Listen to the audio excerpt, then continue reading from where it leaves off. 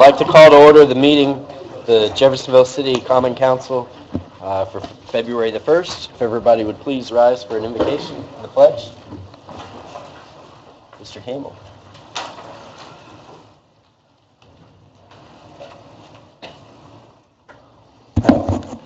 Father God, we thank you for this day. We thank you, God, how you continue to bless us and keep us. We ask you, God, to please be with this council. Lord, continue to watch over them. Continue to give them the wisdom, the knowledge, the understanding, the patience, and peace that they need to be the leaders of our community. Bless them, bless the mayor, bless all of our staff. God, we continue to ask you to bless our first responders, be with them, watch over them. God, we appreciate all they do to protect our community. God, bless our community as a whole and bless every person that's present. Be with them, all those who are on the agenda, be with them. All those who may not be on the agenda but care enough about our community to come out and support this council, understand what's going on with our community. Be with them, be with their families. Continue to watch over us, watch over our community, our state, our nation. We ask it all in the name of Jesus Christ. Amen. I pledge allegiance to the flag of the United States of America and to the republic for which it stands, one nation, under God, indivisible, with liberty and justice for all. Roll call, please. Council Vice President White. Councilperson Zastavny. Here. Councilperson Yan. Present. Councilperson Maples. Here. Councilperson Gill. Here. Council President Owen. Here. Councilperson Hawkins. Present. Councilperson Webb. Here. Councilperson Samuel. Here. Let the record reflect that all 9 council members are present. Minutes to be approved with minutes from January the 25th. Motion approved. Second. There's a motion and a second. Any further discussion? All those in favor say aye. Aye. Those opposed? Motion passes. Approval of the agenda. I think we had a request from Mr. Merkley to table number 4 under old business. It's the ordinance adopting the Ordinance Violation Bureau. And was that, Mr. Merkley, just... We need more time. Okay. Under new business, do we need to correct it to Maker 13 instead of Marker 23? I'm sorry? Shouldn't it be Maker 13? Yes. So I'll make a motion to approve the agenda with tabling number 4 under old business and changing under new business number 2 to Maker 13. Second. Motion and a second. Anything further? All those in favor say aye. Aye. Those opposed? Motion passes. Claims to be approved.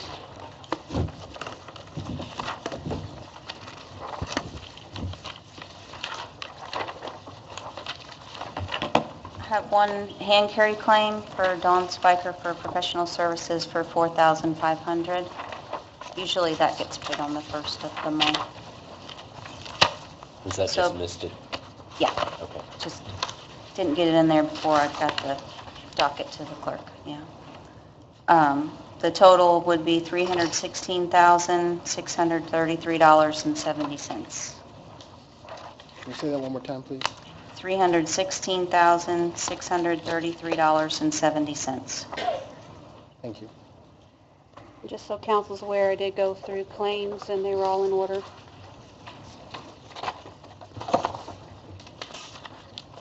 Motion to approve with the hand carried. Second. Motion and a second. Anything further? All those in favor say aye. Aye. Those opposed? Motion passes. Thank you. Report of the clerk.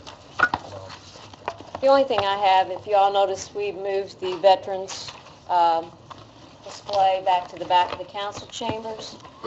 It needed to be moved from underneath the steps due to the fact is that's where they're going to put a door into the council conference room now. So we thought that was a very fitting place to put it where people could actually see it and enjoy it. I actually commented on that when I came in the workshop because now it's in the display of honor and more people will see it and I really like it back there. Thank you. I did too. It looks great. Did you have anything else, ma'am? No, sir. Where we sign it, just anywhere? I guess so. Kim Clavo, old business, 2016 OR3.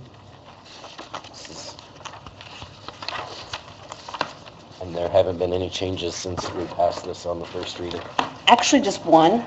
If you look at page 5, where I'd asked you all to delete the utility communications and operations coordinator position from wastewater, only because I talked to Lynn Ashak, and they have not officially had their sewer board. Their sewer board meets tomorrow. They're aware of it, but they have not officially taken action. So I believe they checked with Scott and felt that it was important for me to mention to not, I don't really have the authority, or nor do you, I guess, to take that away until they take action on that tomorrow at their sewer board, but that is their full intention. Okay. Did they talk to you? No. Okay.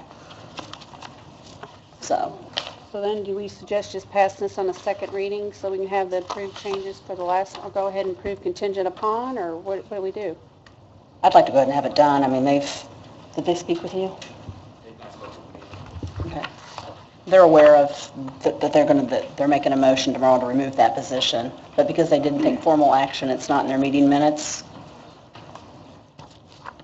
I think, Pass it, on second, third reading, and then as far as the utility communications and operations coordinator, that's part of your motion to take it upon sewer board. But last week, someone asked if they were going to eliminate that, and that is their intention and their plan to eliminate that position. But they've not had an official meeting to do so. would this ordinance not take precedent over their meeting? I mean, we don't have to have their permission to remove that position. No, I mean, but, because the statute does say for that particular board, they can hire their own employees, so there has been work to kind of let them go first. Okay. I think you can do it in the motion tonight, as the second, third reading, and that particular removal, it's upon sewer board tomorrow. And I'll be back in March to strike it out. Is there a motion? Motion to approve 2016 OR3 on second and third reading with the understanding that, or the caveat that if wastewater votes to strike that position, it will be removed from this ordinance. I'll second. Motion and a second. Anything further? All those in favor say aye. Aye. Those opposed? Motion passes. Thank you. Scott Lewis, 2016 OR4. This is the procedures for approving capital expenditures purchased and leased for 2016. There's no changes here. I'll make a motion to pass 2016 OR4 in third and final reading. Second. Motion and a second. Anything further? Hearing none, all those say aye. Aye. Those opposed? Motion passes. Nathan Pruitt, 2016 OR5, an ordinance imposing an immediate temporary moratorium.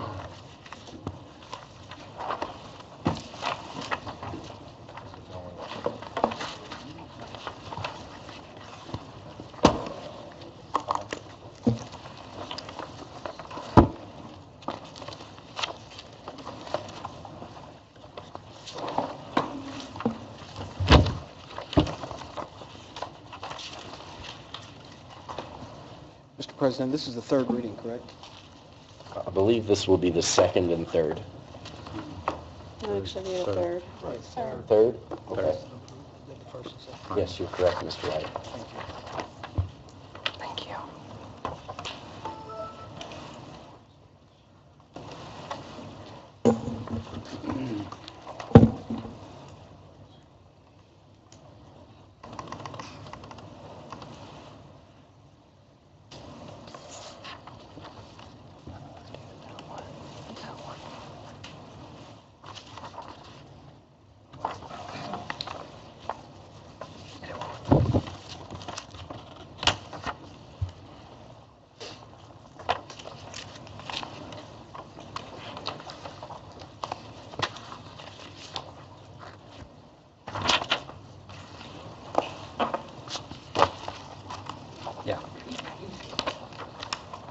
I'll go ahead and get started while we're figuring that out. Great. Okay. So there is one amendment that we are putting forward to you tonight. If you look at Section 5, there has been a change in language. Following the word improvements in the title, it states ancillary uses. That's an addition. And then if you scroll down visually to the end of that paragraph, there is a Section B, and that states, for auto-related uses that are part of an overall development plan, provided such auto-related uses are ancillary to the primary use of such development. So again, this is an exemption and gives vested rights to developments that have an overall development plan, provided such related auto uses are ancillary to the primary development. So that is the recommendation that we are making tonight to change the ordinance language. So I just wanted to walk you through a quick little overview. I know Ed was not here last time. I'm not going to re-present the same information. I just kind of want to give you a little bit different take on what we're proposing and why all this is coming about, and clarify some things for you guys. So as I said before, we've got some poor design and land use decisions that are impacting this corridor, and it's making it a liability for us. So we need to take a harder look at this. So where do we want to go? We have a comp plan that was updated in October of 2015. It's our big picture policy guide, and it responds to changes that were made in the city since 2007. So it's a refresh of our previous code. So basically what we're talking about here is we've got a zoning code and a comprehensive plan that are out of step with each other. One was adopted in 2001 and one in 2015, so you're talking about a decade and a half, and there's quite a bit of a time lag between those two. So I think our code warrants an update. So how do we get there? How do we get to our vision? Well, before you today, as you saw last time, this is a proposal to take a pause on auto-related uses pending a zoning code update. And then we'll review the code. I invite council to do that with us, and then we'll do a 10th Street corridor plan eventually as a long-range planning document, an effort that my office will head, hopefully with a new long-range planner on staff. So today, what do we have today before you guys? It's a 6-month moratorium, and it just pauses challenging uses that are challenging that long-term vision of the corridor. It's the first step to a revitalization effort. Then the second step is going to be inviting the council to sit with us in the planning department and do a code review and look at our code, participate, see what changes we want to make, if any, and move forward. Like I said, the third piece would to be a long-range comprehensive strategy to improve this overall artery for our city, looking at appropriate land uses, visual enhancements, wayfinding signage, sidewalks, traffic flow, all those things. So what is a moratorium? Again, I just want to make this clear that it has a 6-month expiration date. It's temporary. There's also a provision within the code that allows it to be lifted if any situation were to warrant that, and City Council has that ability.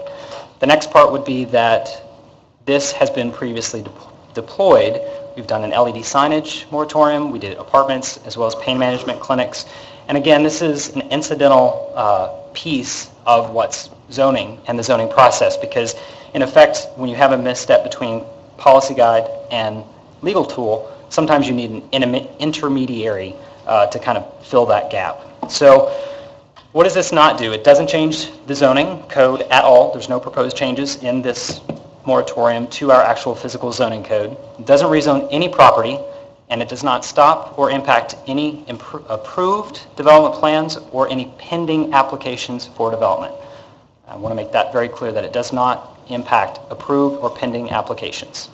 And then I don't think it also causes an undue hardship for property owners. 5 of 68 uses, 11 of 80, these are C1, C2 auto uses. So why should we do this generally? I think these are some good questions or good points to make in why this would even be important for you guys to do. So one of the things is investment protections. So we obviously don't want private property owners to make large investments in property if there's going to be a zoning code update, and that 6-month time lag could present that situation. So we want to protect them from their private investment, from going down a path that may end up not working very well for those guys. So we want to protect their investment. On top of that, we definitely don't want inefficient or ill-conceived growth to happen in the city. I think that's the exact opposite of what my department tries to do. I try to look into the future, grasp a little bit of that vision, work with the community, city council, plan commission, obviously the the members of the public as well as developers and try to plan us very well and not poorly.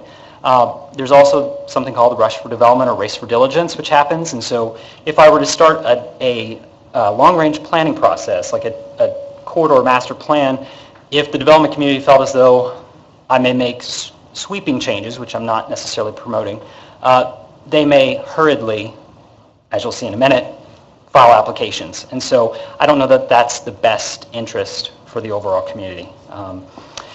So obviously long-range planning is important to me. I think it's important for the city in general, and I think it gets us to where we need to be for 30 years out, and it's just good planning practice.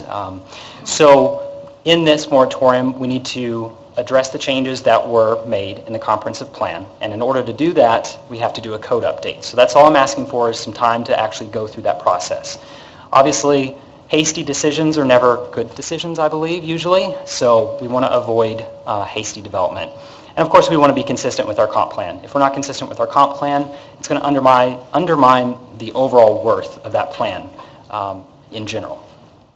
And then, of course, we have public investments and general welfare to take into account. Obviously, we've put a lot of time and effort and thought into our 10th Street Road project, and I think that we should protect that investment if we're going to actually push that forward. And then, of course, this allows us to do our public duty of looking at the comfort and convenience, general welfare, aesthetic appearance, and orderly development of our community. And, of course, moratoriums actually promote public participation, as you see behind me here. It brings people into the process. It actually is more inclusionary than exclusionary. It brings to light issues in the community that the community cares about and that I care about, and I think that City Council cares about. So I'm not going to walk you through this exactly. I just want to put it out there. This language is actually in your ordinance, and it's a direct grab from there. So these are the specific sections within the comprehensive plan that I pulled from and used when I was looking at this particular issue. So obviously, Chapter 3, land use, is an important section to look at. We've got a planning districts map that has had some changes, and it sets forth the vision for the corridor. Same thing for another section of that corridor. This is the Regional Marketplace Center, and then it has some of those things as well. Basically, this is saying the vision for the corridor is going to be regional shopping, neighborhood serving amenities, shops, sit-down restaurants, entertainment, and those things. And this was approved last year. The comprehensive plan was approved in October of 2015, and it was a year-long process, maybe slightly more. Chapter 7, this is a new chapter for our comp plan, and I think it's extremely important. It talks about how we attract new business. It talks about destination planning and all the things that come with that. And as you can see on that map, it points out all the strong places in our corridor and places that need to be revitalized, which you can see there. The 10th Street revitalization was actually part of that comprehensive planning process. So why specifically should we do this? Well, you all, as Indiana General Assembly allows you to do, has the statutory authority to protect the safety, the welfare, aesthetic appearance, and orderly development of the community. That's actually a charge that's given to you by the state legislator. And then in addition to that, IC 36, which is our local planning, Chapter 7, is our local planning and zoning tool. It again gives council the authority to promote public health, comfort, convenience, and general welfare. So I think that those are good things that we have at our disposal to actually push forward what we want the city to be like in the future. So vested rights. This is that Section 5 that I keep referencing and what this moratorium does not impede. All of these things are moving forward unimpeded. So the new Clark County Auto Auction site, 40 acres, not affected. As well, the Clark County Auto Auction site, the existing one, has completed a rezoning, a development plan, and an appeal of my decision for their use. Huber's Auto Sales has also done a development plan. Isaac's Auto Sales has also followed a development plan and use variance. Circle K has done a development plan. Nickley's Development has filed a development plan for a grocery store with a fuel component, and in the PUD on Veterans Parkway, Mike's Car Wash has been applied. All complete, all moving forward, all unaffected. So there's a lot of potential for 10th Street. We have a lot of development potential, and I think we can do some really great things with that. So this is a picture that kind of shows the overall, concepts of road structure, sidewalks, signage, setbacks, types of uses. Kind of just gives you an overshot of what quarters can be like, and then this is something that we can also borrow from and start thinking about our future. Maybe we take some of these elements and move them forward for 10th Street, maybe we don't. But at least we can have a conversation about it. And in essence, that's what this moratorium allows for. So that is my presentation. If you have any questions, I'd be happy to take them.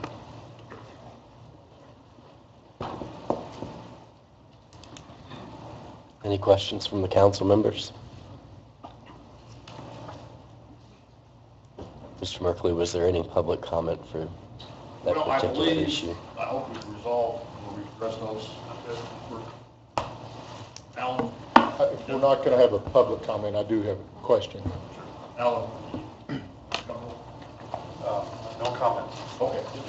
You signed up. Okay, those were the two. So the two that have signed up are not, So I'm taking that Mr. Nickleys, who I believe that was him that was here last meeting and is not here, that his office or he have contacted you or your office and come to a resolution that was satisfactory to that entity. Is that correct? Yes, that is what that development plan is that I referenced, yes. Well, Ed, did you mention about Veterans Parkway, the Cutter properties? They have a north and south property that's not affected by this because they're a PUD? I didn't get into the details of that, but I will explain that. So within our zoning code, there's the ability to create what's called a planned unit development.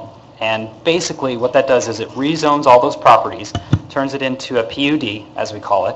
And the PUD actually requires that its own zoning code be adopted with that rezoning. And what that does is it says that this standard is the standard used for all of those properties.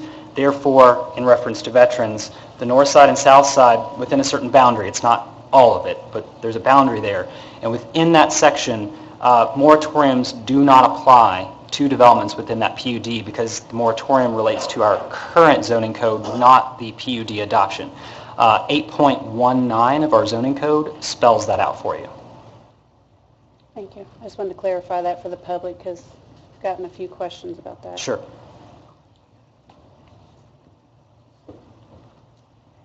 if there's nothing else, is there a motion? I move that we pass ordinance 2016 OR 5 on the third reading. Second. Motion and second. Anything further? Hearing none, all those will say aye. Aye.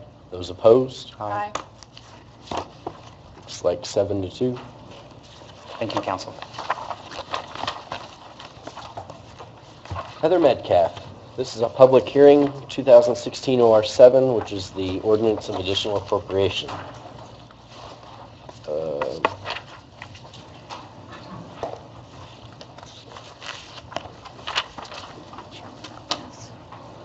Nothing's changed. Nothing's changed since the last time. It addresses the elected official increases and the increase in the city share for 911. Okay. This is a public hearing. We'll go ahead and open that portion of the meeting. Is there anybody here to speak for or against 2016 OR 7? Seeing none, the public hearing is now closed. Is there a motion? Make a motion to approve 2016 OR 7 on second and third reading. Second. There's a motion and a second. All those in favor say aye. Aye. Those opposed? Motion passes. New business. Ms. Spiker, Cultivating Public Arts Program Plan 2016.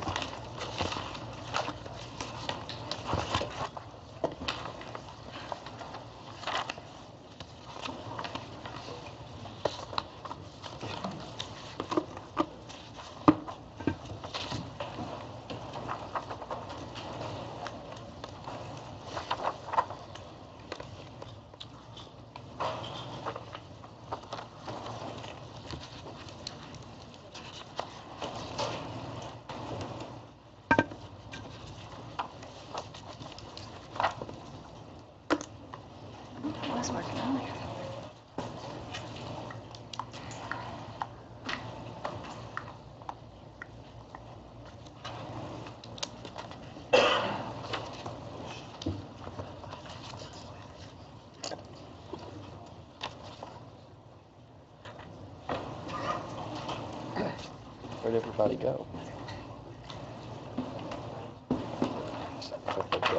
Moratorium's done, so they left. So what are you counting on? Yeah. To approve it. She voted no on me, or I should have voted.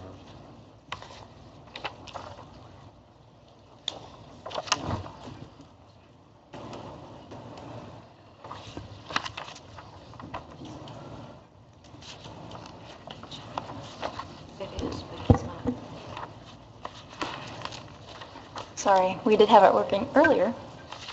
While I'm waiting, I will say congratulations on the first public art piece in 2016 to be right outside of your council chambers. It looks really, really good. Sending out our ripples. Sending out the ripples. Oh, something's happening. Sometimes a tidal wave.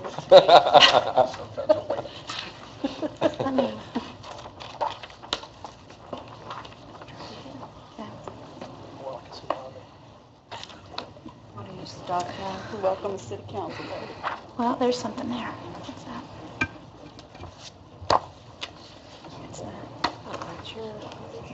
There you go. There you go. All right, let's see. Something's coming up. Don't jinx us. All right, there we go. I did put a handout in front of you too, so if you want to follow along that way you can, or if you just want to look at the screen, sorry, you can do that too. So 2015, I'm not going to spend too much time on that, but that was all about momentum, and we were trying to get as many pieces out there as we possibly could, and of all the projects that we did, it ended up yielding 37 new art pieces for Jeffersonville, Indiana last year. So that was very impressive. And so this year, what we decided to do was dig a little deeper, and what we want is to focus on cultivating our community culture through the art, and we're calling 2016 the year of cultivating. And yes, we totally made up that word, but we feel like it fits. So cultivating is rich with hope and intention to bring together the idea of fostering cultural growth within our community. It's a hybrid term. It guides us into thinking about ways in which public art, the program, is better able to integrate and celebrate the myriad of cultures that make up Jeffersonville, Indiana. What makes Jeff so unique? The answer is simple. It's the people. So 2016 is the year of cultivating our creative culture. So the plan that we put together is something that we've been working on, and when I say we, it's the Public Art Commission and myself have been working on for about 5 months now, with various ideas pulled from the master planning sessions and talks with you and talks with the community. What we want to do is break it into different categories, much like we did last year. So the first thing we want to do is offer more experiences. And 3 of the main experiences that we want to dive into, and you'll see that are adorning your windows right now, are Sugar Skulls. We don't really have a cultural festival here. We have Steamboat Days, but we don't have anything that's really celebrates some of our unique cultures, and we want to have the Sugar Skull Shake Shake on October 22nd. We want that to integrate and celebrate our Latino population. I've already reached out to Greater Clark Schools, and they want to have their ELL students be an active part in this and do a lot of the presentations. So the elementary, the middle school kids, and the high school kids coming in and talking about the significance of the Sugar Skull and of that holiday and what it means. We want to have dancing and authentic food and folk art experiences right there. We'll probably end up having it at Big 4 Park if possible. But the Sugar Skull Shake Shake is one experience. The second is puppet heritage. I know when you think puppet, you're like, oh, puppet. No, this is going to be epic. This is a project that's been vetted by the Indiana Arts Commission. We've already gotten a grant for this. We've actually already pulled in $11,000 just for this project, and we are one of 33 communities in the state of Indiana that has a special project that celebrates the bicentennial. This happens to be ours. So if you can imagine having a giant shadow box, probably the size of that screen back there, with a movable unit that has a landscape moving, shadow puppets behind it, and giant 10-foot tall, big-headed puppets in the foreground, all made by community members over the next 4 to 5 months. That will be telling the story of our area. And then another experience is the urban chalk mandala, which we hope to have during Steamboat Days. And mandala or chalk, the whole chalk art phenomenon is happening in a lot of different cities, but we wanted to take it a different direction and actually have a theme to it and tie it in with Steamboat Days and the festivities that are happening there. Another category is performance.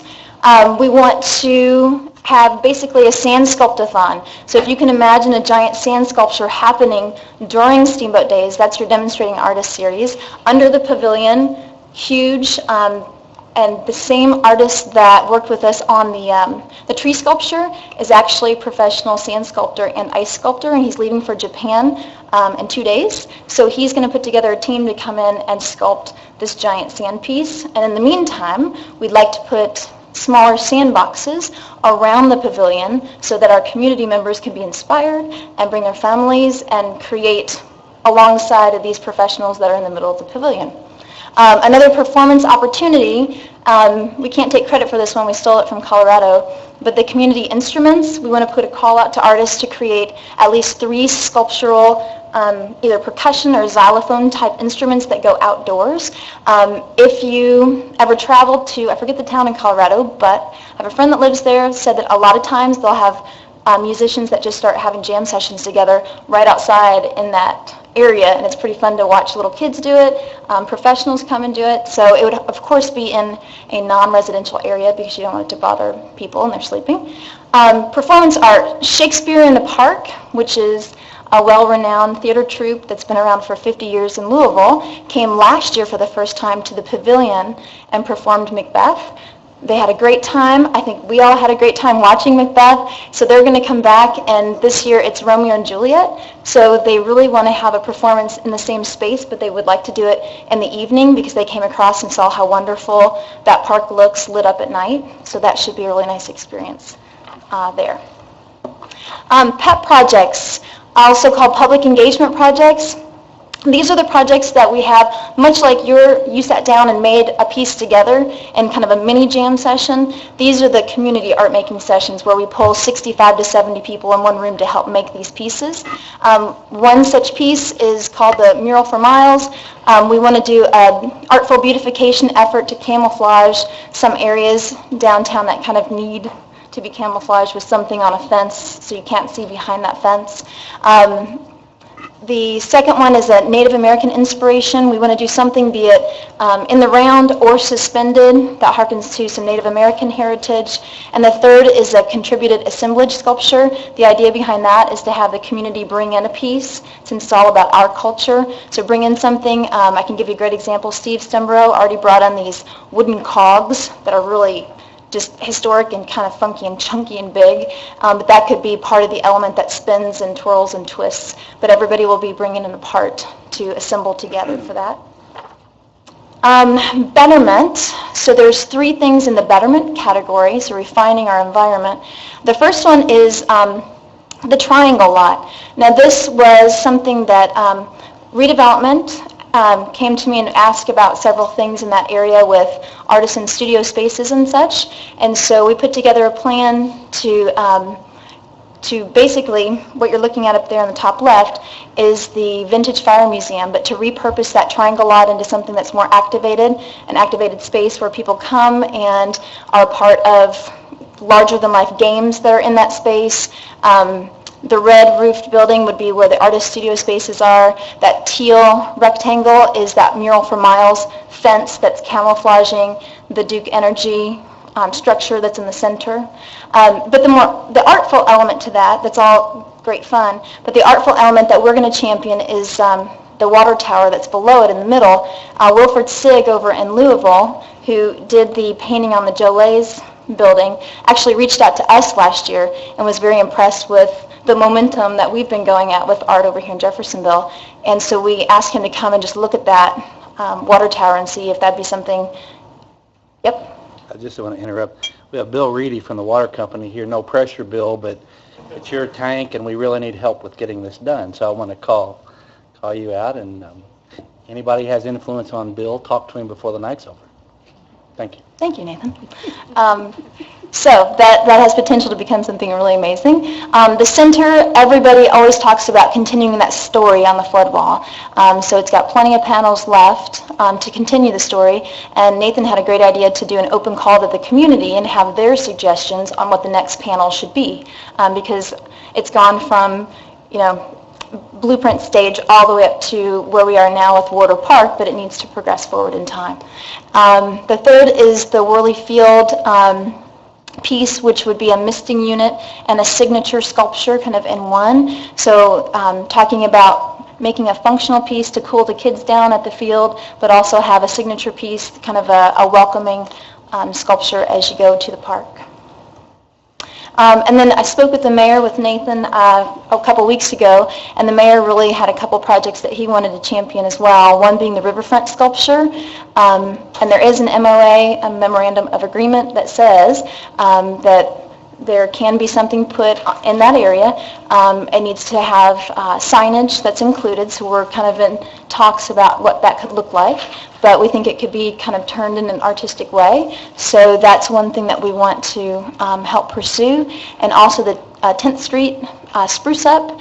You can't really see the pictures very well, I'm sorry. But there's an area right there that could potentially be a nice space to sit in, to relax in, to listen to music in, to basically socialize. So the idea is to paint some murals on the sides of those buildings to bring a little bit more life into that area. So that would be our 2016 Cultivating Community Culture Through Art plan. Any questions? I'll just make a comment. 2016 is going to be a busy year, Yep. and we're glad Don has a lot of energy. You do a great job, Don. Thank you. Thanks. It's awesome. I think you're doing a great job. It looks like you've got a lot going on. Thanks. Appreciate your work. Thank you. I appreciate the effort that you took in involving the city council and residents and the mayor, and everybody's involved, and it's a community plan, so I appreciate that. Definitely. Thank you.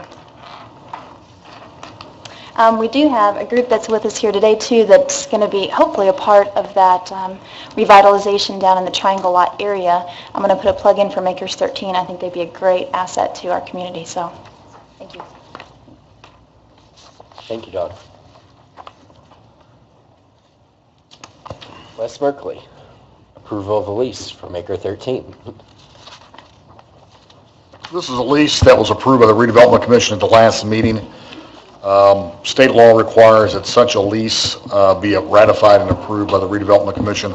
And I'll turn things over to Rob Ways. He can speak more in detail about the lease, but more importantly, the project that is being presented. I'm sorry. Okay. Good evening. Very pleased to be here. I know that several of you were able to come and check out the mobile unit of Maker 13 whenever they were here last Wednesday for the redevelopment meeting.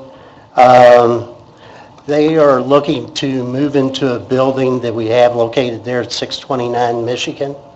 It's a vacant space that actually drainage is using for storage.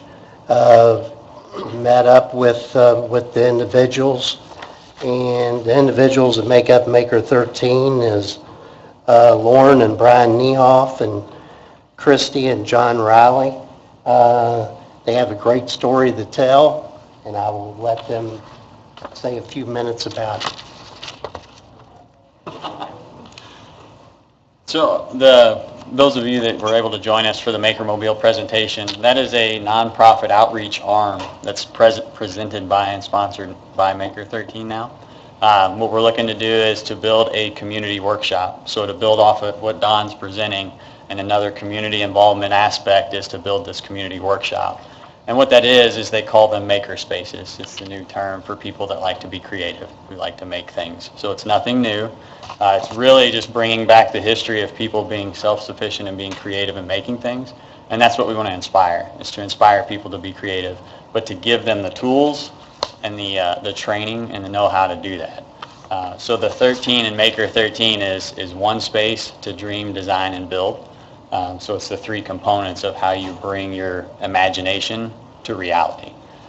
So we would be staffed by millwrights, machinists, woodworkers, try to tie in the teachers in the community that we visited with the Maker Mobile.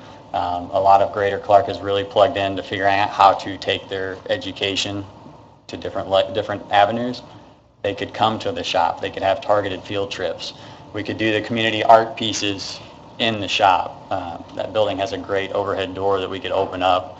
And if you received the business plan last week, it had kind of a layout of full community workshop area and then segmented off pieces inside the shop. So a full metal shop and wood shop, lasers, 3D printers, different engravers, a lot of CNC equipment. The underlying mission to that is to really build into the skilled workforce. That was the reason the Maker Mobile was created a year and a half ago, because of the manufacturing coming to the area, because of the machine shops, because of the stuff that's happening up the road at River Ridge and in the community. There's not enough skilled laborers.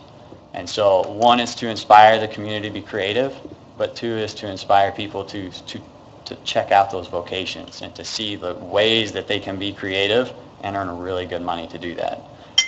So we plug into all these machine shops. Some of these guys are small mom and pop shops that maybe don't have a marketing arm, don't have a way to reach out to the school systems, don't have a way to reach out to these kids. So not only can we reach out to the kids, but we can reach out to the undereducated or different education systems, any age. So it's not just for kids, it's not just for adults, it's for everybody in between, to be a place to inspire them to be creative, to get their hands on the tools, for us to support them and get their training, but then also to plug them into places in the community where they can become manufacturers, they can become skilled workers, they can become skilled laborers out in the community. So that's the goal. Thanks. Any questions, any concerns? How do you plan on getting the word out if this is all approved and move forward, to let people know you're there, and which, just to keep getting that word out? How are you going to market yourself, or how are you going to get that word out, I guess? You're going to go to the high schools, you're going to go to River, what are you going to? We've been a lot of different places. We can use the Maker Mobile to go and set up in different locations to show this is what a makerspace is. We actually were looking at New Albany, and we were set up down in downtown New Albany during Harvest Homecoming. That was a great outreach for us. A lot of people are familiar with the concept of makerspaces. We've got a pretty good online presence currently. We have a lot of people that are asking us when we're going to be open, so once we do get the facility going, there's going to be a lot of people coming. So it'll be great for driving people to downtown Jeff as well. Sure. It really ties into any of the condos or living places. Those people don't have access to tools, don't have access to jobs. They don't have a garage. They can walk down the street and come in at any time and reserve equipment, and we'll have it ready for them. So that's why we wanted staff. That's why we want to have staff members there that can help them. But once you're trained up on equipment, you sign up at your will, and it's ready for you when you come in.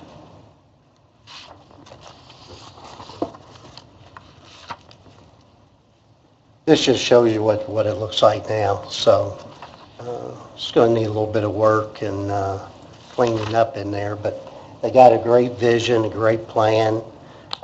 It's going to be a tremendous asset, not only for the city, but a huge asset for our arts and cultural district, and just where they can all work hand in hand, especially with JPAC being just right across the street.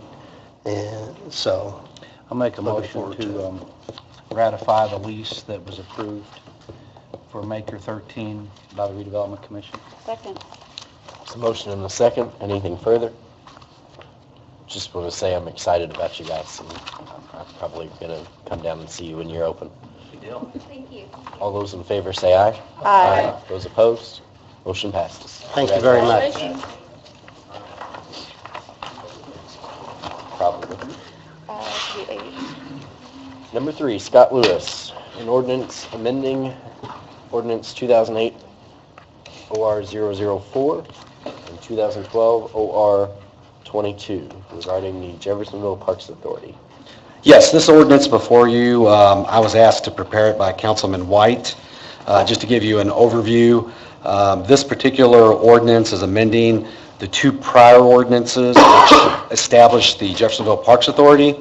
Pursuant to Indiana Code, a Parks Authority can mean either the municipal legislative body or any of the following designated legislative bodies, including the governing body of a school corporation, a recreation board, the municipal works board, or any other appropriate board or commission. So the legal authority for this, as asked by Councilman White to myself to prepare, the legal authority would be the subsection D, any other appropriate board or commission, meaning that basically it's the discretion of the city council basically to designate or establish the composition of a parks authority. So this particular amendment would be changing the membership to 5 members to be appointed by the executive of the city who are persons interested in parks and recreation and who are residents of the city.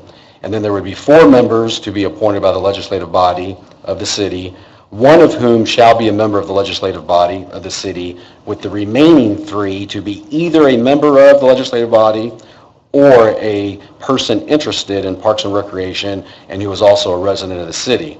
And then the terms of the members would be for 4 years, and that all members would serve at the pleasure of the particular appointing authority, which means that they can be removed and replaced without cause. And then the other amendment that this particular ordinance does is that all claims regarding the Parks Department and the administration of the parks shall be approved by the Common Council as the fiscal body. So I think right now the ordinance, Dustin asked me to put that in there, right now the ordinance just has the Parks Authority approves the claim. So this would come before the City Council. So that's an overview of the ordinance, and then I think Dustin wanted to speak more detail or particular about the ordinance. May I be recognized, Mr. President? Yes, Mr. White. Great. I think this ordinance represents what this country has long accepted in a separation of powers. I think right now the council is acting as the executive and the legislative with respect to the Parks Authority. And so basically there's no oversight on the things that we do. Additionally, with internal controls that we have to pass coming up in the future, I think that this ordinance will comply with what we have to do in the future to satisfy the State Board of Accounts and the internal controls we have to pass. Transferring the majority vote on the Parks Authority to the executive, I think it complies with our form of government. We will maintain a presence on the authority. We can have, all 4 members could be council members if they choose. But for certain, one council member will be there to ensure contribution of vision and direction with respect to where the park system is going, and also to be able to provide us with information about things that are happening in the Parks Department. I think what was important in discussion with Scott and also in discussion about the internal controls is that all the claims that come through based on the actions of the authority have to be approved by us, which requires the necessary oversight and complies with our function as the fiscal body. So I think I would ask each of you to think about those things and to support this ordinance number 8. Thank you. Mr. Lewis, let's just say if this 6 months, a year down the road, we feel like it's not working out, the council decides that things don't look like we thought it would be, to change this back, will we more or less bring out another ordinance? Yes, this is like any other ordinance that could be amended at any time if you have a majority of the council that so desires. So pursuant to the code, let's assume that this would pass and changes the composition as outlined here in the ordinance. or this amendment, and then 6 months, a year from now, you want to change it to go back to the way it was to designate the entire legislative bodies, the Parks Authority, you can re-amend the ordinance again, do a new amendment to this ordinance if you have the majority vote to do so. Okay. Thank you. I have a question. Yeah, I have a couple comments as well. Okay. There's something that number 5 laid out that the Common Council would approve the claims. The council would still oversee the budget process for the Parks Department, right? That doesn't change? Yes, I mean, yeah, statutorily, the fiscal body definitely would approve the budget. Okay. Yeah. We would have to approve it before they spent. What if they spent stuff?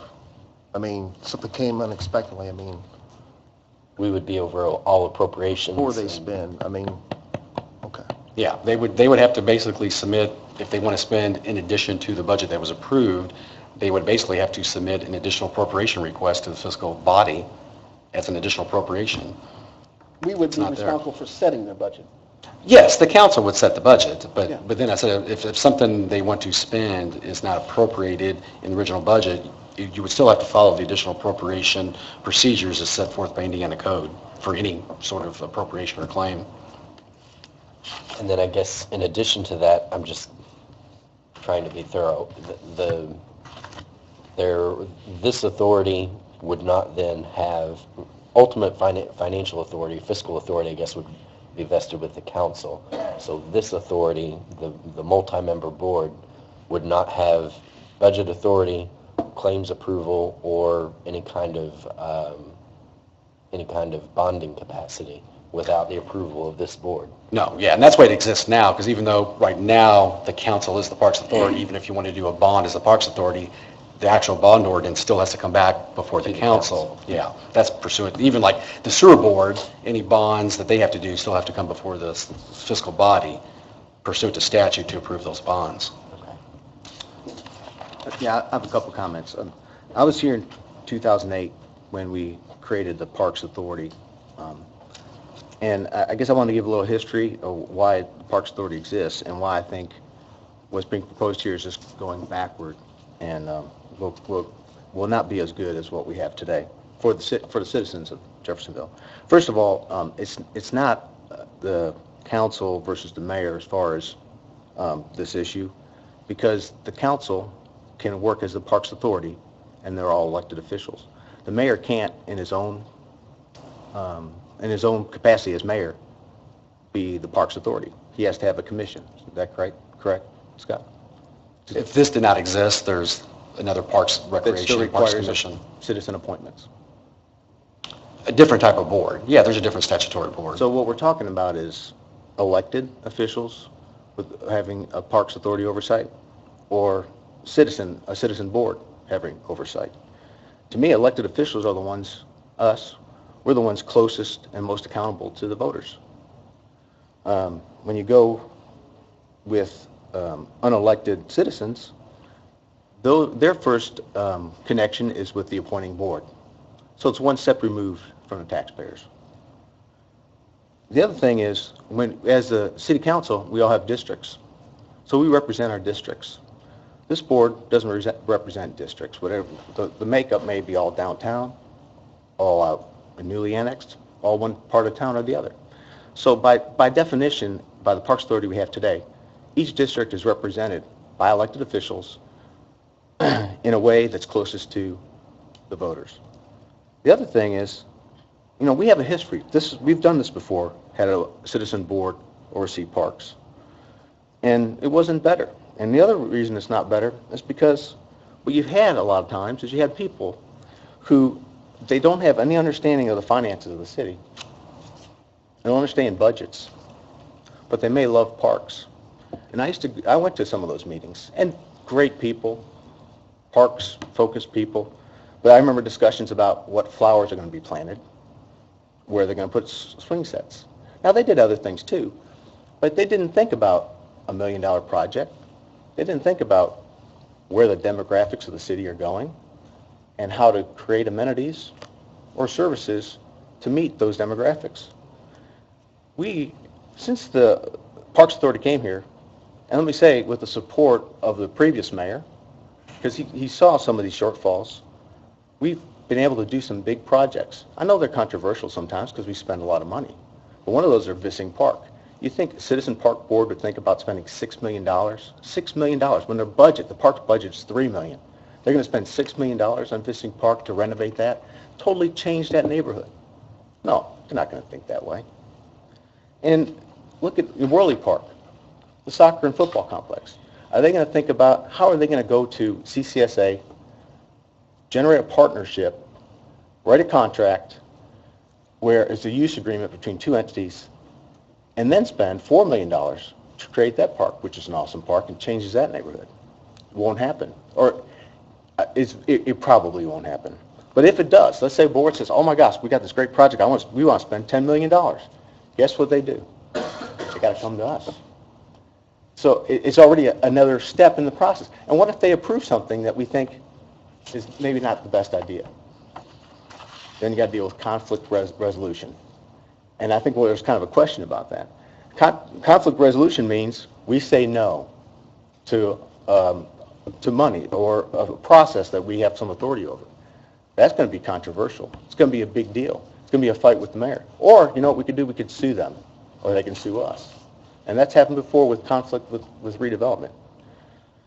So at the end of the day, I feel that what's happening here is a step backward because of a belief that it's really a council versus mayor issue, where I don't think that's the case. It's elected officials versus citizen board that's one step removed from the taxpayers that will also require additional steps to get this board's approval for any kind of big vision or any kind of direction.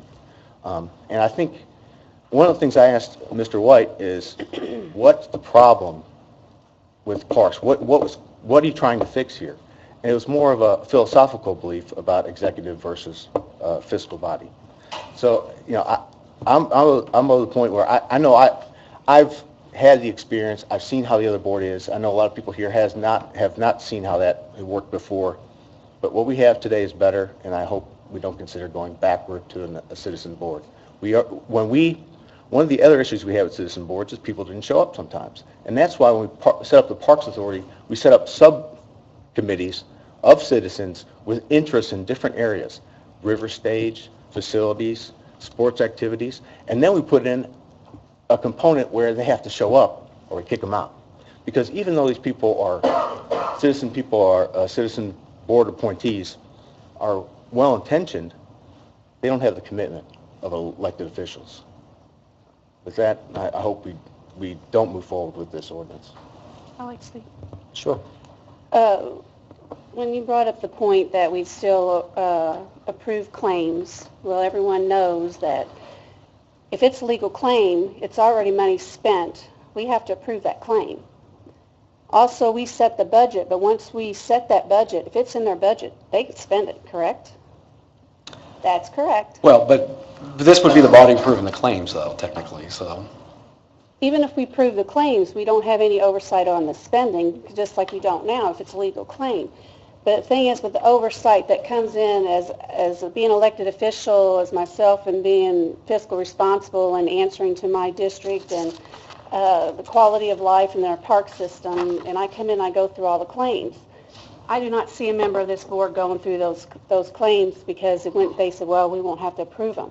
But the things I've alone caught going through those claims, unsigned agreements, unsigned contracts, or you might have had contracts that somebody didn't have legal authority. We had Sarah and Paul signing contracts that they didn't have the authority to do. As you know, I brought that up in meetings. Another thing is, well, with having that oversight and being in there and being hands-on, which I don't see members of this board doing, case in point, getting money in, like our ice rink. We have a whole month where they have not turned in that money. Who's going to have that oversight? If you're going to give the control to the mayor or the council, that doesn't concern me. Even if this goes down to the mayor, who is going to have that fiscal responsibility oversight? Even though we're proving claims, I don't know, I just have a lot of issues. I'm afraid money will be spent that even though we're proving the claims, things are going to be going on that we may not discover until it's too late because you don't have that engaged person or people with a vested interest, because we answer to, it's not just the voters, we answer to everybody that, that lives in this city and in the district. And to me, that's a stake that I step up and make sure that everything is running smoothly and things are being spent wisely and being fiscal responsible. Another thing I have is, I can't understand why something this important, we couldn't have a workshop. I don't understand what the hurry is. We've got a great council in place that's very fiscal responsible. We work well. We've got a great relationship coming out of the gate with the mayor. I guess I really don't see why there's such a rush. We only had one Parks Authority meeting. Why can't we give it, if there's questions about what's in place now, at least give the new members an opportunity to see how we function as the Parks Authority, then come back to the table and look and see how we can improve upon or agree, or at least have some conversations that we'd have a chance to have, I guess I'd say. I guess at this point, I can't support this, so. Mr. President? Sure. If I may. We have oversight, as we do with many of our departments, because we appropriate their budget. We set the budget, we appropriate the funds, they can only spend them according to their appropriation. So yes, the claims that come through, they have to be from the proper fund and for the right purpose, but having 4 members, or for certain one, but up to 4 members of this body on that authority satisfies any concern you may have about what's happening in the authority, about someone not showing up, about what contracts are signed and if they have been signed. We have a sewer board that, if I understand correctly, has over $100 million in assets that's composed of 2 citizens and is $98 million in debt. And that has 2 citizens on it. The redevelopment, they have $1 million projects, but they have some checks. If they want to issue a bond, I believe we have to approve that. We had to approve this lease here. And I believe, I could be mistaken, the Drainage Board, if they want to do projects, if they want to issue a bond, there's the oversight with us with approving a bond. It's the right thing to do because in our form of government, the United States of America, and in the state of Indiana constitutionally, this should be an executive body and a part of the executive's administration. So this isn't an unusual concept, and we are guaranteed through this ordinance to have participation in that. You can still have advisory boards of citizens that help provide direction and manage different things. I believe that as with the boards I mentioned, have faith in the citizens that we would appoint to do the right thing and to keep us informed, take direction from us, take direction from the mayor, as the mayor is the ultimate person responsible for providing direction for the city. That's his job. And if the people don't like that, then we have an election. If he's doing it poorly or whatever wants to be said about that, that's for him to be held accountable for at the end of his term. We're legislative fiscal. That's our job. And I think that's what we signed up to do. Thank you.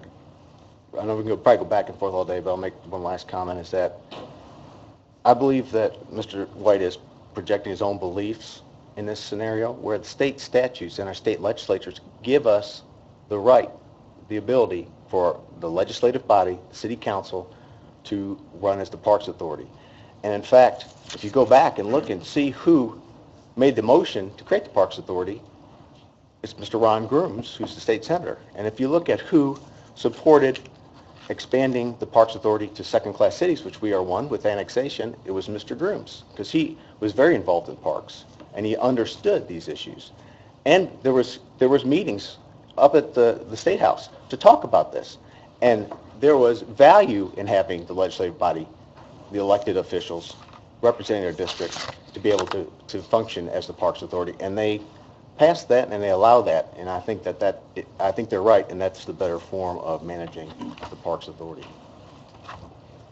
On that subject, before 2012, this would not be a conversation because this would not be permitted by the state legislature. I'd go out on a limb and say we're probably one of the only Class 2 cities in the state of Indiana that does it this way because it was not previously permitted. And I went up to Indianapolis with Ed and testified to the state senate that this was a good way of doing it, allowing the city council to establish an authority was a good way of doing it because it did prove successful previously. Had that law not changed, the Parks Department would be governed mostly with the exclusion of claims and budgets, would be governed by a 5-member board of all citizens, all appointed by the mayor. So the change in statute that Ed references, it does allow for the council to sit as the authority, but it also allows for the council to establish an authority, which is a different type of authority, which is what we have made up here, presented by Mr. White. I agree with Mr. White. I don't think it should be about us. I don't think that there's any doubt that this is a good board and we would do a good job managing the Parks Department. I think it's about putting that executive function back in the executive as a majority of the board. I think that we could even, this board, this council, could keep control of the city or the park authority 100% and not have any kind of conflict with the mayor's office. I mean, I believe that would be the case. I believe that we would do well, moving forward, but that doesn't mean it's proper. That executive function should not sit 100% with us as a city council, in my opinion. And there have been times in the past where that executive function held by this council has been used to get around the administration. The city had a communications director that was removed from the mayor's office and placed under the Parks Department, I think in 2012. There have been contracts that have been signed by the city council acting as the Parks Authority without going through the Board of Public Works or without going through the mayor's office. And I think that that's not proper. In my mind, we have a planning and zoning commission that is a majority makeup such as this. We have a board of zoning appeals that is a majority makeup such as this. We have a redevelopment commission. We have a UEZ. We have a whole host of boards and commissions that serve executive functions that look much more like what's presented versus what we've been doing. And not to say that what we've been doing hasn't worked. To some extent it has, but I don't think that I would be much less comfortable if this was a 5-member all-citizen board, all appointed by the mayor. This being a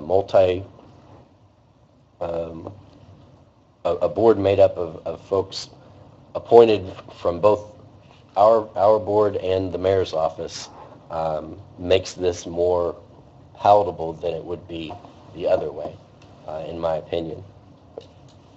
So I'm going to support this.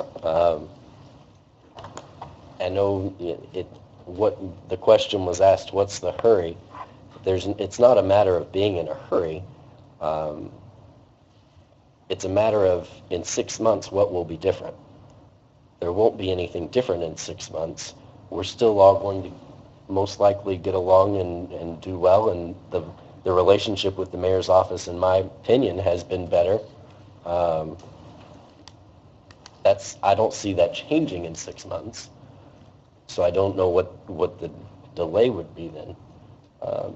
To see if this is going to work 6 months from now. I do believe that if we left it alone, it would still work 6 months from now. But I believe that this is more proper. Mr. Saban? Just a couple comments. I contacted one of our, actually the chairman of the Parks Authority Advisory Board today and asked him his opinion on this. He is a citizen, and our volunteers have done a lot of work for us over the years. He was unaware that this was even being presented tonight. And I want to read his statement, and then I have a couple comments too. Councilman Samuel, I'm hearing that the new city council members want to do away with the Parks Authority boards as we know them as currently structured. As a sitting chairperson of the Parks Authority Advisory Board, please know that the current structure of the Parks Board is one that is very effective. In fact, that the city benefits tremendously from citizens who live here and genuinely want Jeff to be all it can be now and in the future.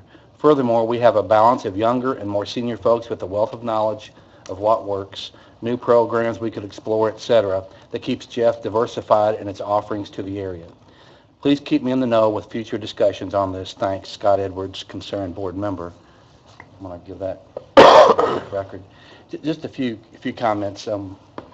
I think everybody that has commented so far has talked about how good our parks are or how great our parks are. And for the life of me, I don't understand why in the world we would come in.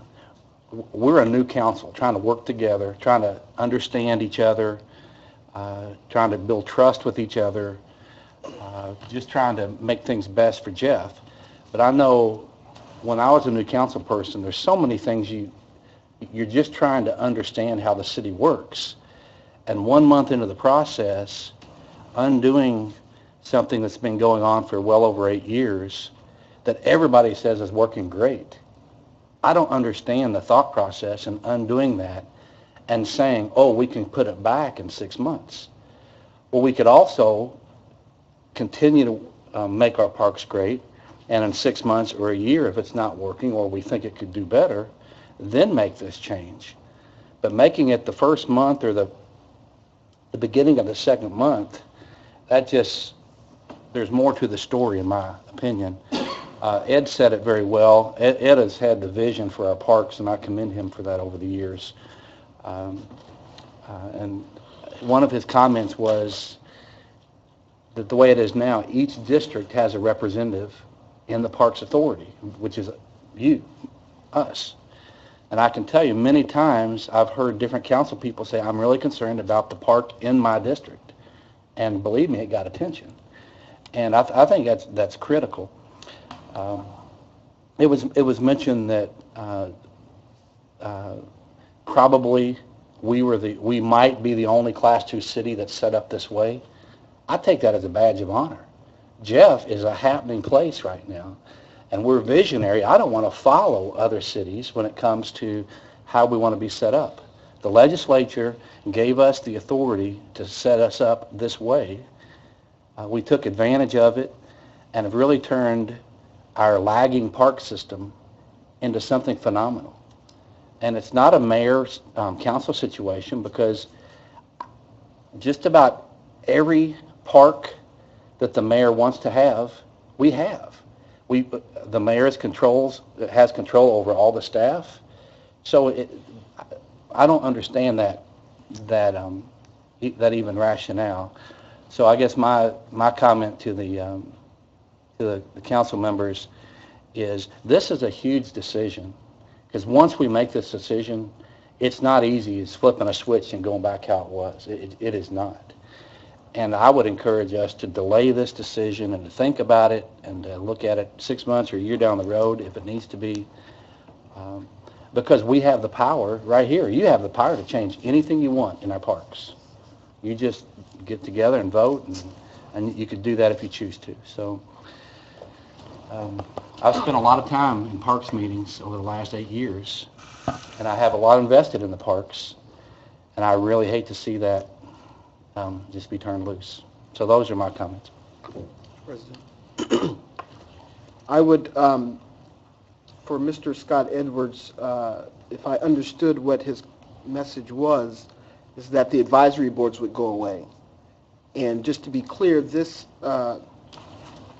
change has nothing to do with the advisory boards. This is the authority. The authority, as you have done in the past, is the one that creates those advisory boards. I would suspect that those would not go away and they would continue to function properly and well within the city. There is no more to this story other than sometimes when you are elected to office, you should do the right thing. The mayor did not contact me when I had discussions about this. Once it was formulated through discussions with other council members, how it could look, then a call was made, and he was surprised. So he's not in any way related to this at all. But I think I always enjoy I think we are all elected to do what we think is best and right for the city of Jeff. And I think this ordinance is attempting to accomplish that goal, at least putting it before the body.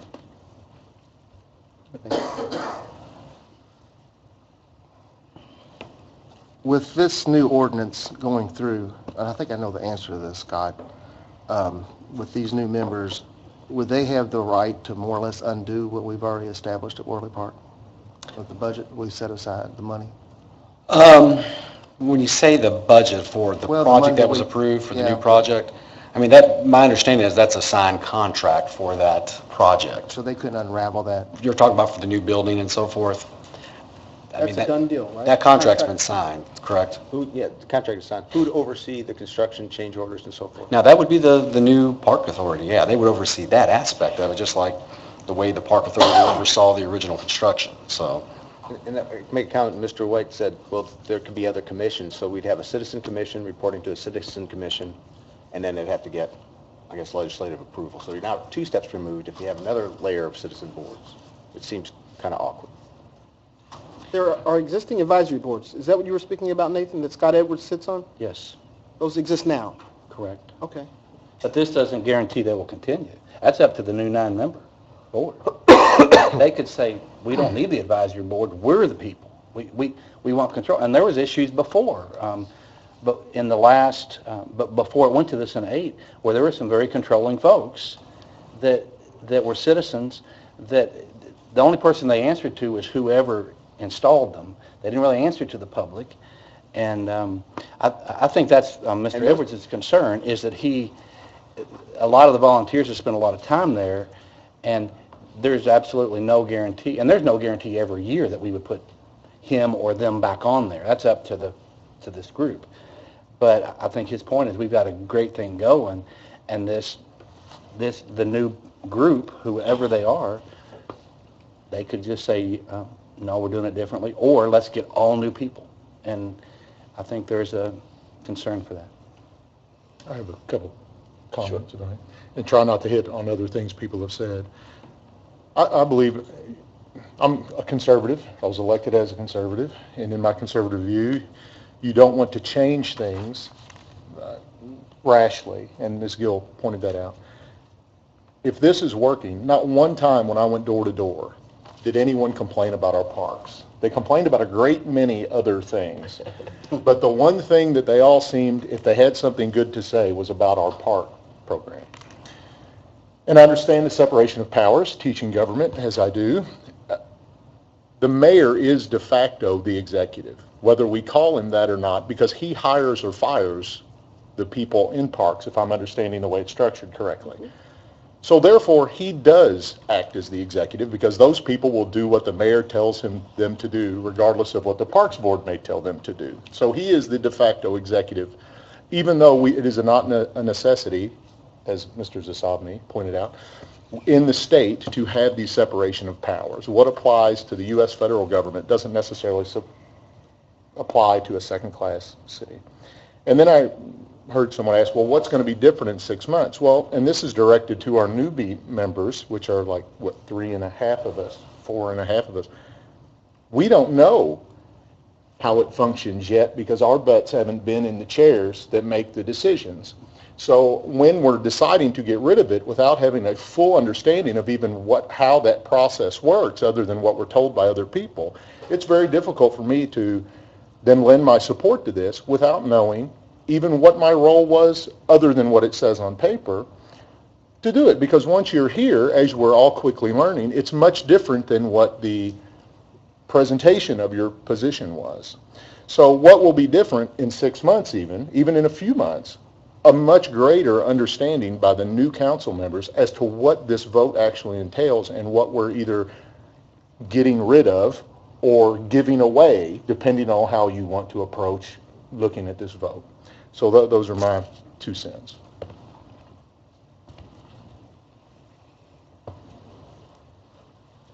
Is there anything further? Mr. White?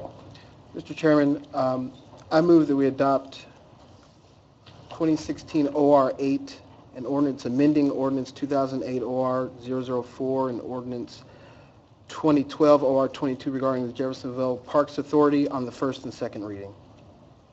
I'll second it. It's a motion and a second. Is there anything further? Just ask for a roll call vote, please. Sorry. Second.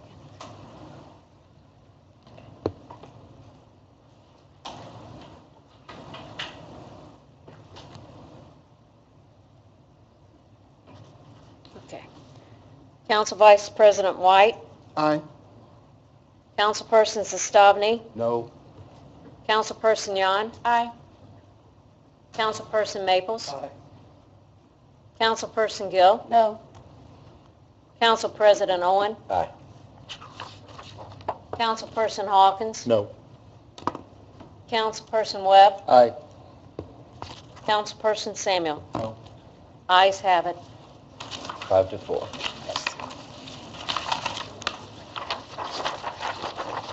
Wes Merkley, the public hearing, an ordinance changing a zoning map designation of a certain tract of property, 117 East Riverside Drive.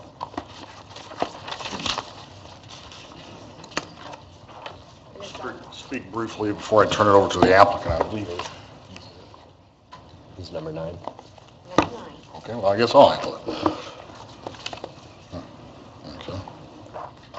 Les, is this the property on Riverside Drive, the restaurant? Yeah, is there a representative, is Mr. Denton here, Brandon Denton? He was, he surely left. Oh, okay, well.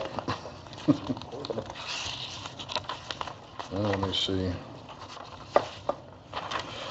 All right. This is an application for rezoning a property at 117 East Riverside Drive. It's right across from the Fisherman's Wharf. And previously, it's been residential. In fact, it's currently zoned multifamily. The applicant is asking to rezone it to neighborhood commercial so he may operate a restaurant there. For some reason, I mean, the bulk of downtown, a lot of it is neighborhood commercial. Spring Street is neighborhood commercial, or downtown commercial, but there are some neighborhood commercial nearby. But for some reason, neighborhood commercial does not include a restaurant as a permitted use, which I think that's just an oversight in the zoning code. So to operate a restaurant there, it requires a rezoning. This comes to you from the Planning Commission with a favorable recommendation. That favorable recommendation does have a condition to it, and the applicant has agreed to a written commitment in the deed, a deed restriction. If you look at the neighborhood commercial zoning classification, what the permitted uses are, it's a quite lengthy list, and I think the Planning Commission, and I think Ms. Gill and Mr. Webb can speak to how the Planning Commission discussed this or came to this decision. There were some uses on there that they really were not too keen on Riverside Drive in this area. So the applicant has agreed to limit the uses. For some reason, if the restaurant does not work out, there will be a written zoning commitment in the deed that this property can only be used for a restaurant, for residential, a deli, ice cream shop, coffee shop, antique shop, art gallery, art and craft studio, a boutique, flower shop, jewelry store, music store, and a bookstore that is not adult entertainment. So that will be in a zoning commitment recorded, so it will run with the property. The recommendation that comes from the Planning Commission is contingent upon that. I would recommend that if you do decide to rezone this to give approval, that you make that rezoning contingent on a written zoning commitment as well. So, and this is a public hearing, Mr. President, so I will step aside. This time we'll open a public hearing. Is there anybody here to speak for or against the project? Mr. Mayor. You pulled me away from the Iowa caucuses. How's it look? For anybody that wants to know, they're exceeding expectations. The numbers are very high. I had some concerns about the restaurant at the very beginning. I went down there. I wanted to make sure the parking was not going to be an issue. I've talked with Dustin actually quite a bit about this. It's in his district. The house itself has been a problem for the city for a number of years. It's sat vacant and it'd been in a bad state of decay for at least a couple of years. The city actually had to help maintain it several times over the past couple of summers. Anytime we had a big event down on the river stage, we were mowing and taking care of some other needs. But they're putting more than a couple of $100,000 into saving this old structure. They're working with Indiana Landmarks. They're doing everything right by the book. They want to be overlooking Fisherman's Wharf.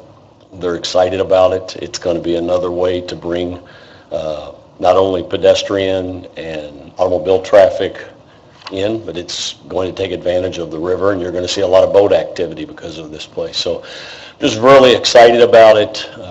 It's another big happening in Jeff, another reason for people to come to Jeff, and anxious to get it opened up. I hope you'll support it. Like I said, the concerns that were there before have been all addressed, and love to see them open up later this year. Thank you all.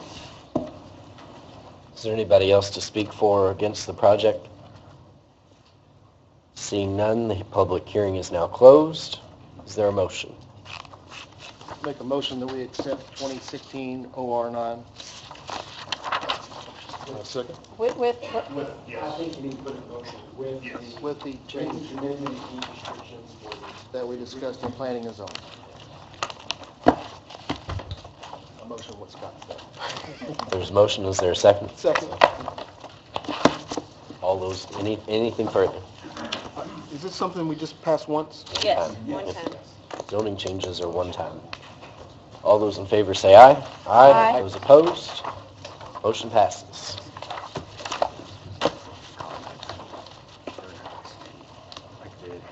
Council Attorney report. I have nothing for tonight.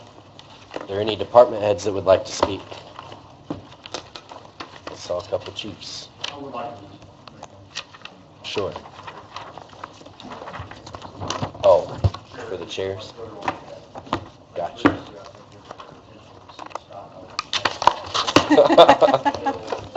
Yeah, Heather. Heather,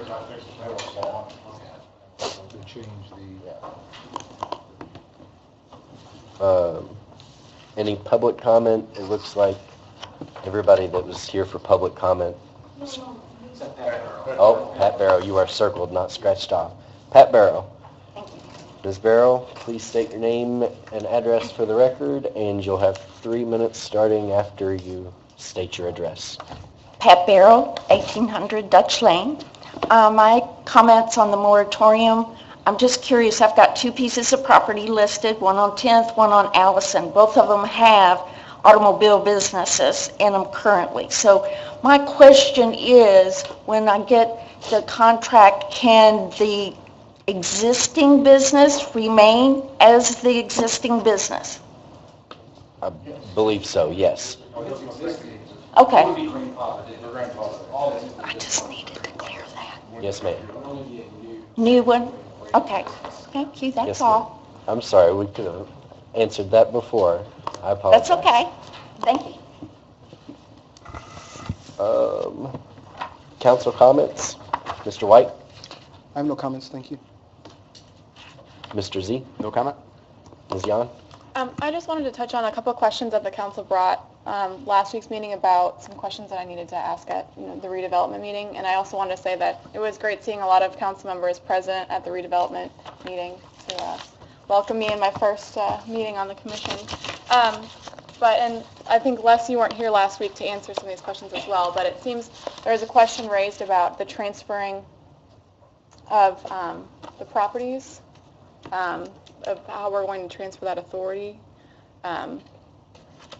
because they're currently maintained and contracted through redevelopment.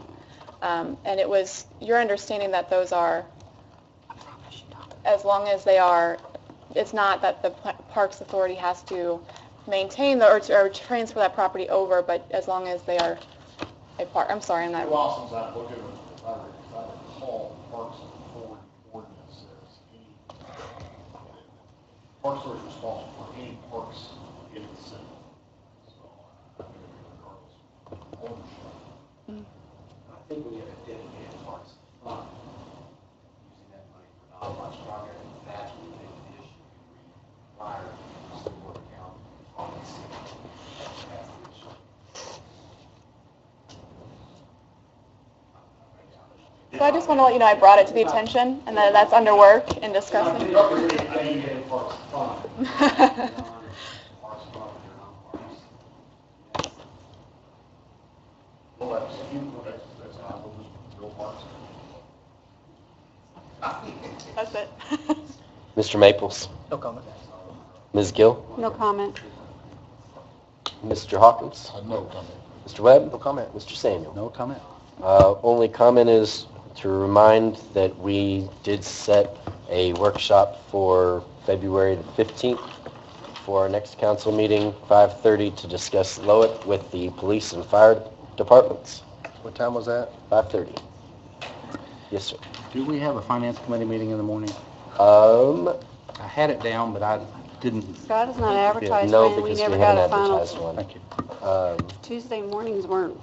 Tuesday, yeah, we really hadn't settled on a date for finance committee meetings, but we can do that right now. Whenever you all tell me, I'll be there. Did we decide Tuesday or Wednesday? Tuesday, I think not. Tuesdays or? Wednesday mornings are bad for you because of the steamboat committee. Well, we So- can do it in the afternoon, unless you all want to stick to the mornings. Tuesday's good, I mean,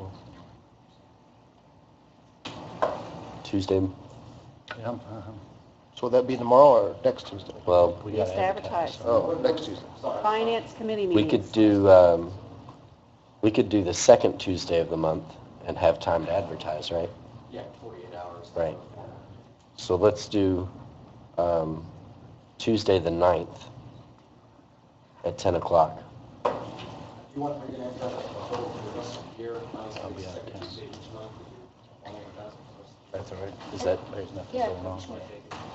Can I just make one comment? Mhm. I'm sorry, Mr. Lewis.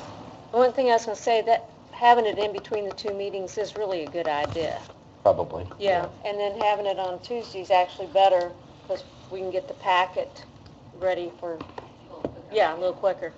So, yeah. Okay. Great. Tuesday, The second Tuesday, Tuesdays at 10 a.m. AM. Unless you, can I be rude Sure. one more time? We could have it in here till we get your new one done. It'll give them more room. That's And- fine. And, I mean, that's up to y'all, but this Don't isn't coordinate used anymore. anymore, yeah. We'll do council chambers for the advertisement. Yep. And then we have, as I said, the Lowit workshop on the 15th at 5:30. And I think that's all I had. Is there a motion to adjourn? Make a motion that we adjourn. Second. So moved. We're adjourned.